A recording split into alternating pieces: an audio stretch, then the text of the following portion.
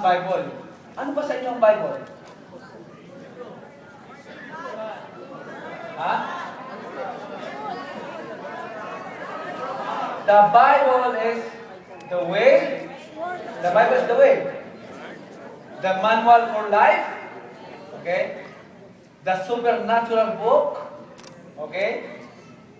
The book of instruction. Okay? Reason why we should read the Bible. Reason why we should read the Bible. The Bible is the manual to life. Nakuha nyo? Okay. The Bible is the manual to life. Parang pag bumili tayo ng isang sasakyan, brand new car.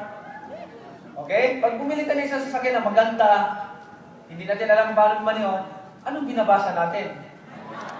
Siyempre, binabasa natin yung nakalagay owner's manual. Basahin natin para tama ang paggamit natin, paano natin i-drive, anong gasolina i-karga natin, kung may sira sa makina, alam natin ayusin dahil there's a manual.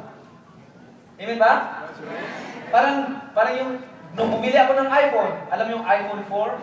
Kasi ang cellphone ko noon, yung 3300 lang eh. 3310 na Nokia lang, gano'n. Pero bumili ako ng iPhone. Pero hindi ko alam kung paano gamitin. Pero anong binasa ko? Binasa ko yung manual niya, yung information guide. Binasa ko.